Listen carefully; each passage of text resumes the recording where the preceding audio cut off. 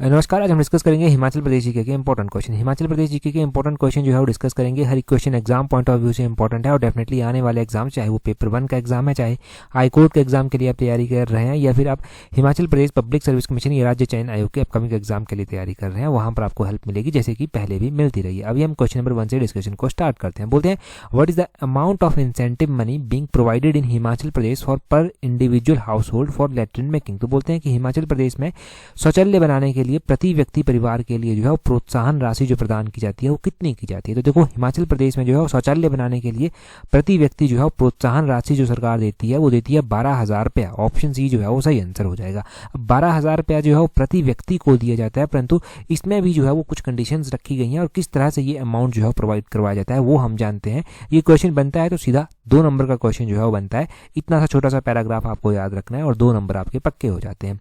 बोलते हैं कि एक इंसेंटिव दिया जाता है कंस्ट्रक्ट करने के लिए IHHL यानी कि इंडिविजुअल हाउस होल्ड लैट्रिन्स बनाने के लिए ये इंसेंटिव जो है वो दिया जाता है। ये BPL और APL फैमिलीज को दिया जाता है। BPL यानी कि बिलो पॉवर्टी लाइन की जो फैमिलीज हैं उनको दिया जाता है, या फिर कोई आइडेंटिफाइड APL यानी कि अबव पॉवर्टी लाइन कोई फैमिली है उनको ये दिया जाता है।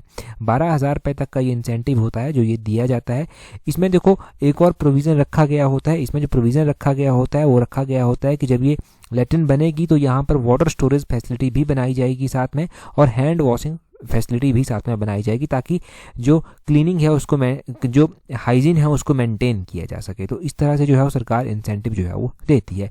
अब देखो, हिमाचल प्रदेश में जो है वो आपको पता होना चाहिए कि इस तरह का इंसेंटिव दिया जाता है। तो सेंट्रल गवर्नमेंट की भी बहुत सारी स्कीम्स जो हैं वो इसके पीछे रहती हैं। अब सेंट्रल गवर्नमेंट की एक स्कीम है स्वच्छ भारत मिशन ग्रामीण कर। ये जो स्वच्छ भारत मिशन इस तरह से ग्रामीण कर जो है वो योजना चलाई गई थी, ये 2 अक्टूबर 2014 को जो था गवर्नमेंट ऑफ इंडिया के द्वारा जो था वो लॉन्च की गई थी, और उसमें जो है वो इस तरह की स्कीम्स जो है वो फिर इन्वॉल्व हो जाती हैं। इस तरह की स्कीम्स में जो है इंसेंटिव जो है वो दिया जाता है इंडिविजुअल बेसिस पर, जो कि आपको ध्यान रखना है। ठीक है, ये हो गया, इतना यहाँ से क्लियर है। बाकी काफ़ी है, यहाँ से 2 नंबर सीधे बनेंगे अगर ये क्वेश्चन बनता है। अगला क्वेश्चन देखिए क्या बोलते हैं। Persons of which age group are eligible in Himachal Pradesh for contributing to Matrishakti Bima योजना। तो इस मातृशक्ति बीमा योजना के बारे में जानेंगे। बोलते हैं कि मातृशक्ति बीमा योजना के तहत जो है वो हिमाचल प्रदेश में किस आयु वर्ग के व्यक्ति को जो है वो पात्र माना जाता है।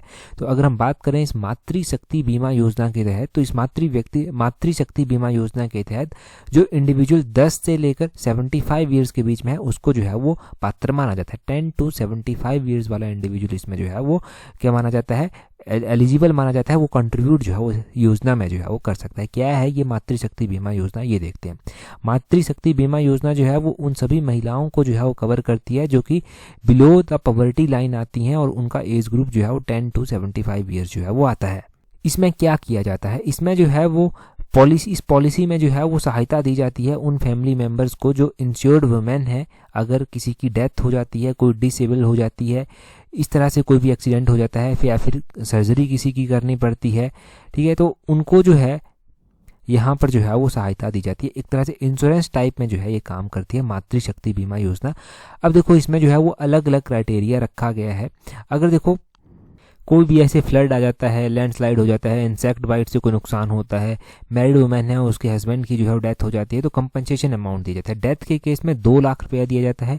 परमानेंट या फिर टोटल डिसेबिलिटी हो जाती है तब भी 2 लाख रुपया दिया जाता है। और एक लिम्ब या फिर एक आई या फिर दोनों ही आईज या फिर दोनों ही लिम्स जो हैं वो लॉस हो जाती हैं तब भी 2 लाख रुपया यहाँ पर कवर किया जाता है। और या फिर एक लिम्ब एक ईयर हो गया वो लॉस होता है तो 1 लाख रुपया जो है वो यहाँ पर दिया जाता है।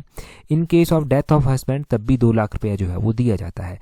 तो ये है इस मातृशक्ति बीमा योजना के तहत मिलने वाले जो कंपनसेशन अमाउंट है वो। और याद रखना है कि 2023-24 फाइनेंशियल ईयर का हमारे पास जो डाटा अवेलेबल है उसके अकॉर्डिंग 63 हाउस होल्ड्स को जो है वो यहाँ से फ़ायदा मिला, और 1.26 करोड़ जो है वो 31 दिसंबर 2023 तक जो था वो आवंटित किया जा चुका था।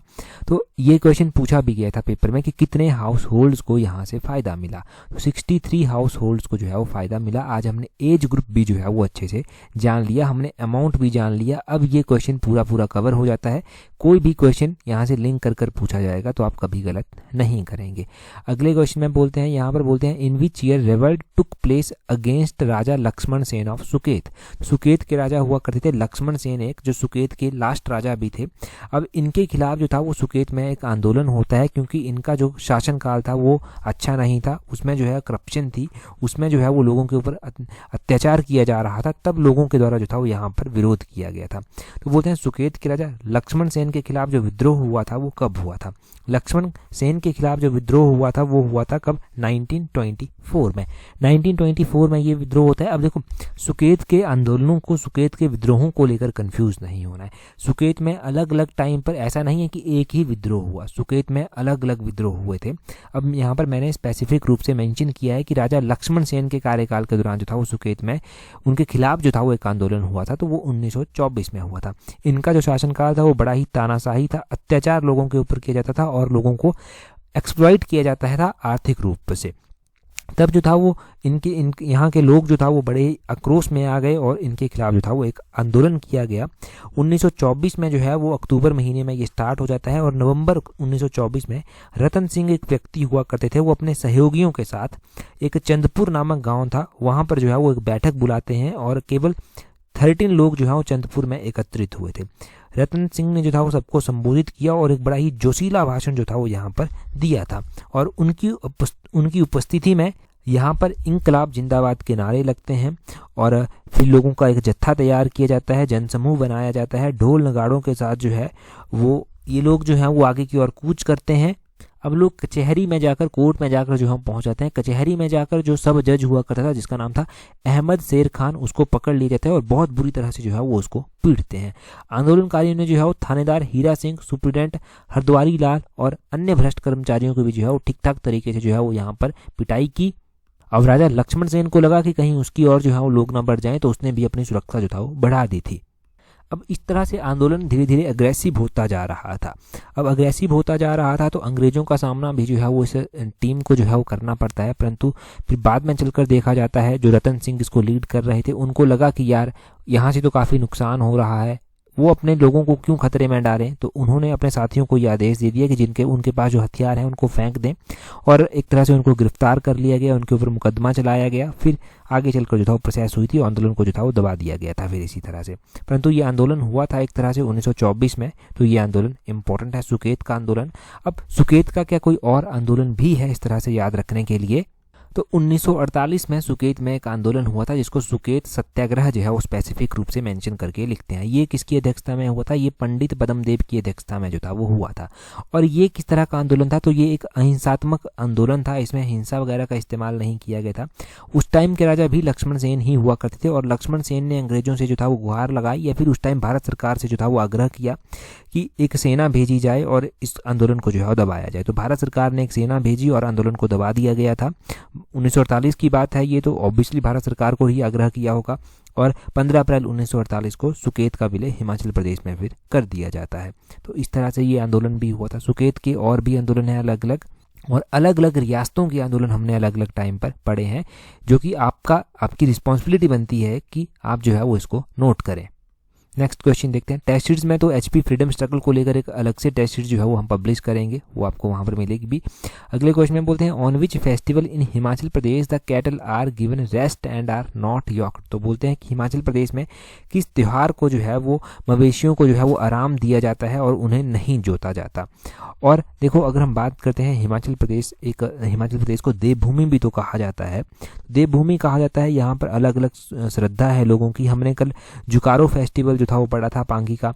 उसी तरह जो है वो एक फेस्टिवल ऐसा भी होता है जिस दिन जो है वो लोग मानते हैं कि जो उनके उन किसानों के जो बैल वगैरह हैं उनको जो है वो खेतों में वो नहीं जोतेंगे, उनको लगभग जो है वो 1 महीने तक आराम दिया जाएगा। तो ये फेस्टिवल होता है चेरवेल फेस्टिवल। ऑप्शन बी जो है वो सही आंसर हो जाएगा। इस चेरवेल फेस्टिवल को जो है वो पृथ्वी पूजा के नाम से भी जो है वो जाना जाता है, पृथ्वी पूजा भी कहते हैं इसको। और इस दिन ये मनाया कब जाता है? तो ये फर्स्ट ऑफ भादों को जो है वो सेलिब्रेट किया जाता है। फर्स्ट ऑफ भादों को ये सेलिब्रेट किया जाता है, अगस्त महीने की मतलब मिडल जैसे में जो है ये आ जाता है। और इस दिन किसान मानते हैं कि वो अपने पशुओं को जो है वो आराम देंगे, 1 महीने तक खेतों में नहीं जोतेंगे। परंतु क्या इकलौता ऐसा फेस्टिवल नहीं है हिमाचल प्रदेश का। हिमाचल प्रदेश में एक और हरियाली कर जो है वो फेस्टिवल मनाया जाता है। हरियाली फेस्टिवल को भी जो है वो किसान क्या करते हैं, अपने खेतों में जो है वो बैलों को नहीं जोते। तो हो सकता है कभी आपके पास हरियाली ऑप्शन में दे दिया जाए, तो कंफ्यूज नहीं हो जाना है कि मैंने तो चेरवेल बताया था। हरियाली भी जो है वो ऐसा फेस्टिवल है जो कि 1 सावन को जो है वो स्टार्ट होता है, यानी कि जुलाई महीने में मिड जैसे में ये स्टार्ट हो जाता है। और इस दिन जो है वो किसान अपने जानवरों को, बैलों को जो है वो नहीं जोतते। ठीक, तो इतना क्लियर हो गया। नेक्स्ट क्वेश्चन हम देखेंगे, परंतु उससे पहले अगर आप तैयारी कर रहे हैं हिमाचल प्रदेश पब्लिक सर्विस कमीशन के अपकमिंग पेपर 1 के लिए, आप तैयारी कर रहे हैं हाईकोर्ट के एग्जाम के लिए, आप तैयारी Himachal Pradesh public service commission या राज्य चयन आयोग के किसी और एग्जाम के लिए कर रहे हैं और कॉम्प्रिहेंसिव वे से तैयारी करना चाहते हैं, अपनी तैयारी को एक अच्छी शेप देना चाहते हैं टाइमली, तो आप नीचे डिस्क्रिप्शन बॉक्स, कमेंट बॉक्स में टेस्ट सीट्स का लिंक दिया गया है, उसको आप ज्वाइन कर सकते हैं। अच्छे खासे डिस्काउंट पर टेस्ट सीट जो है वो अवेलेबल है। और हमने यहाँ पर हिमाचल प्रदेश जीके को जो है वो कवर किया हुआ है। हिमाचल प्रदेश जीके के वीडियो एक्सप्लेनेशन के साथ टेस्ट सीट्स आपको दी गई है। नेशनल इंटरनेशनल जीके में भी सेम वही है, वीडियो एक्सप्लेनेशन के साथ आपको टेस्ट सीट्स दी गई है।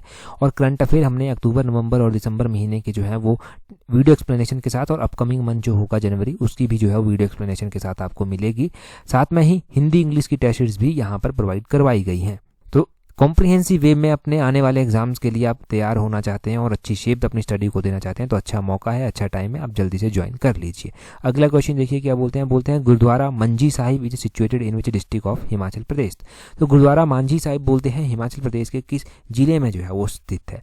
अब गुरुद्वारा मांझी साहिब करके जो है ये गुरुद्वारा है और ये हिमाचल प्रदेश के ऊना जिले में स्थित है। ऑप्शन डी सही आंसर है। अब ये ऊना में स्थित है, तो ऊना में ना आपने डेरा बाबा भड़वाग सिंह भी जो है वो पढ़ा होगा, तो गुरुद्वारा मांझी साहिब को ही जो है वो डेरा बाबा भड़वाग सिंह के नाम से भी जो है वो जाना जाता है। ये एक ही बात है या फिर ये एक ही नाम है। अगर हम डिस्ट्रिक्ट ऊना की बात कर रहे हैं तो डिस्ट्रिक्ट ऊना में जो है चिंतपूर्णी माता का मंदिर भी है, तो चिंतपूर्णी मेला भी जो है वो वहाँ पर लगता है। डिस्ट्रिक्ट ऊना में आपने ध्यान रखना है कि बसौली नामक जगह पर जो है पीर निगाह मेला भी होता है और बाबा भड़वाग सिंह मेला जो है वो मैडी में जो है वो होता है। ऊना के मैडी में जो है बाबा भड़वाग सिंह मेला जो है वो होता है।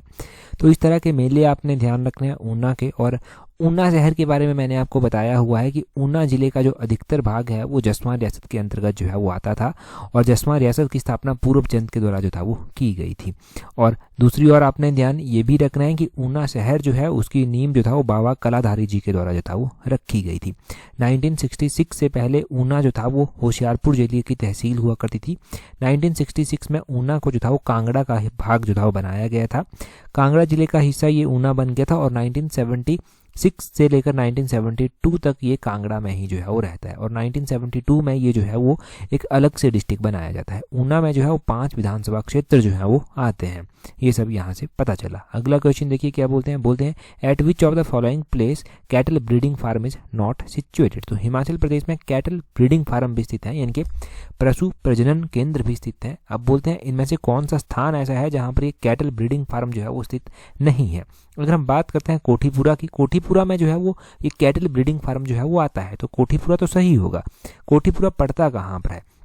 कोठीपुरा डिस्ट्रिक्ट बिलासपुर में पड़ता है। आप एम्स पढ़ते हैं तो एम्स भी कोठीपुरा के समीप ही जो है वो स्थित है। All India institute of medical sciences जो है वो कोठीपुरा के समीप ही स्थित है और यहाँ पर जो है वो कैटल ब्रीडिंग फार्म भी स्थित है। दूसरा भगतान दिया गया है, तो भगतान की बात करेंगे तो भगतान में भी जो है वो कैटल ब्रीडिंग फार्म जो है वो आता है।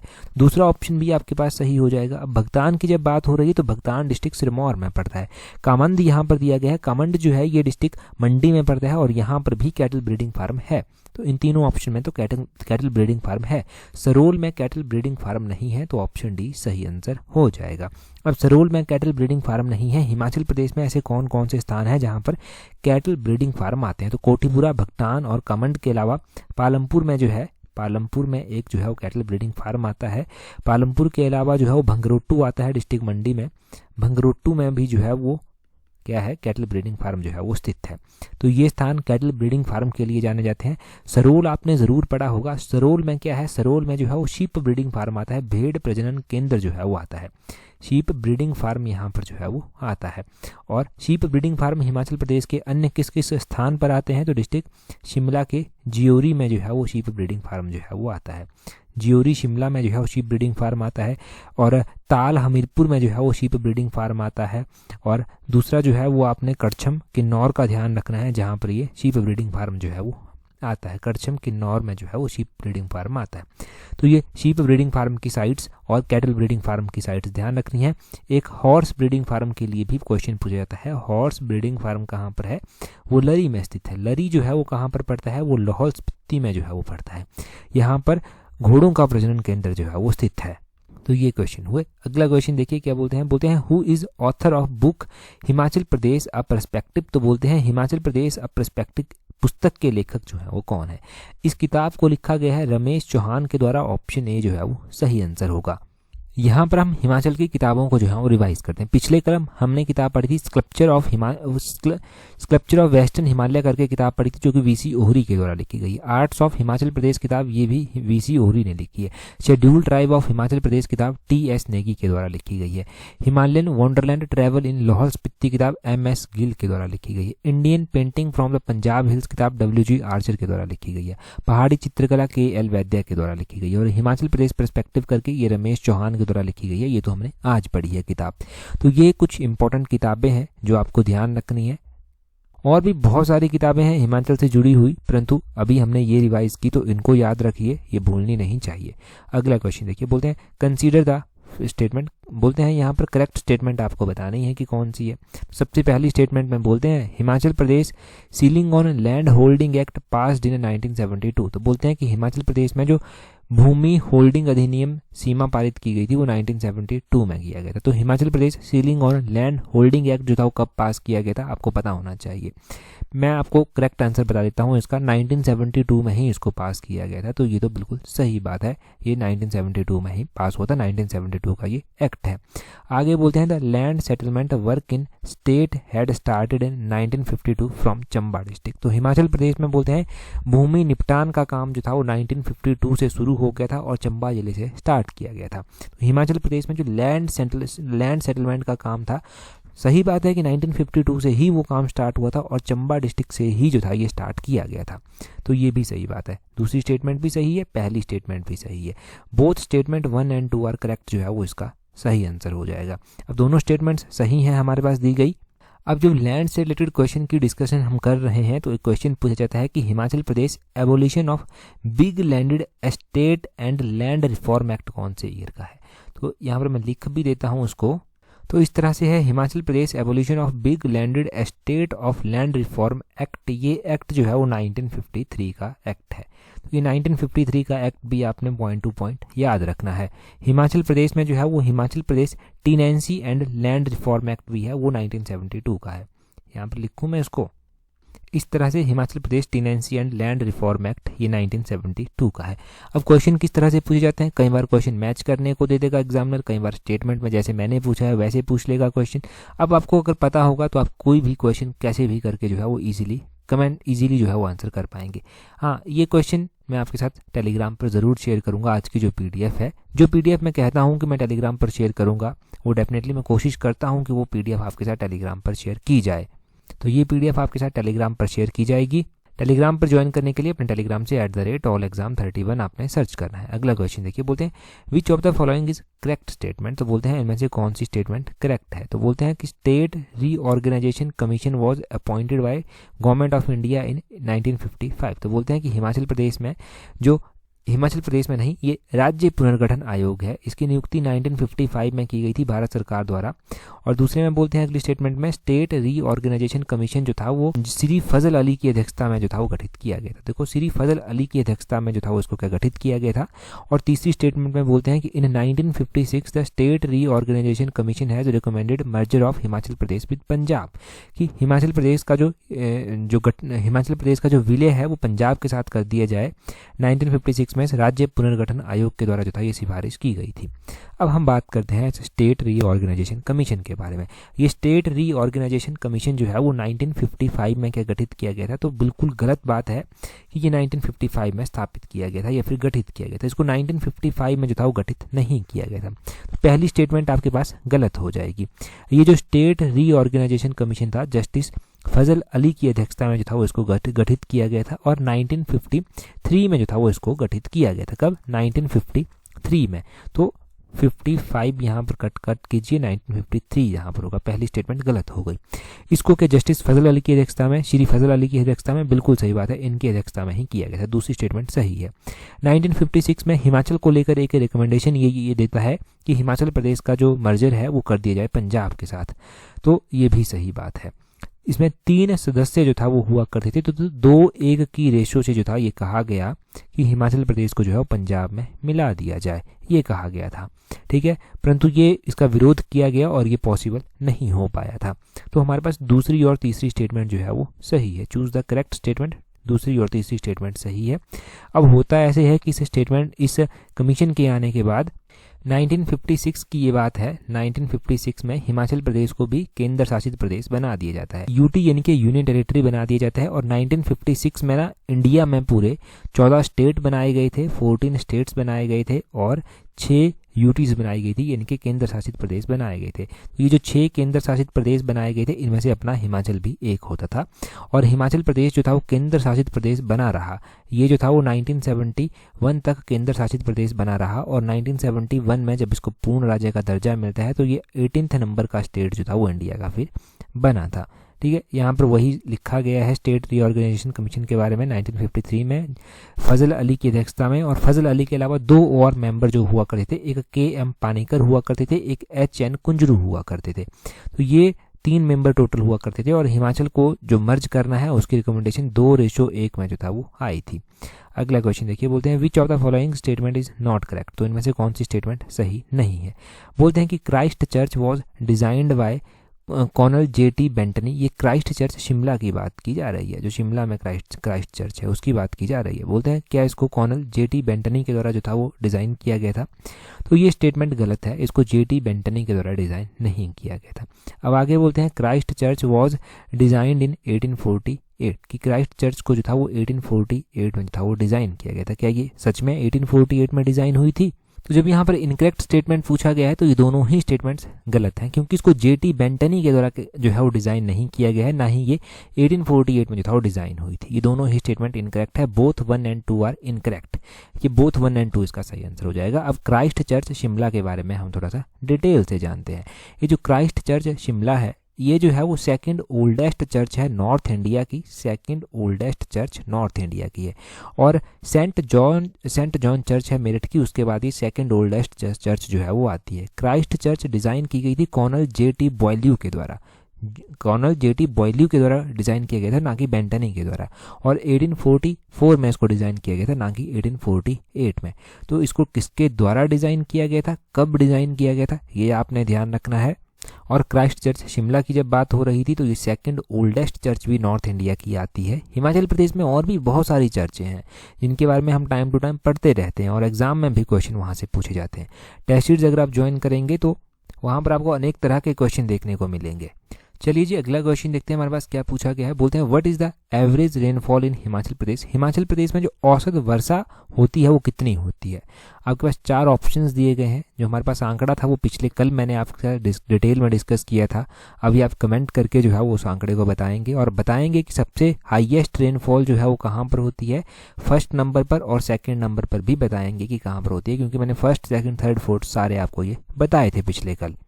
अभी आप कमेंट करके बताइए और टेलीग्राम पर ज्वाइन नहीं किया है तो मैंने बताया है आपको @allexam31 करके सर्च करना, आपको हमारा टेलीग्राम चैनल मिल जाएगा। That's all for today. Thank you very much for watching and listening it very patiently.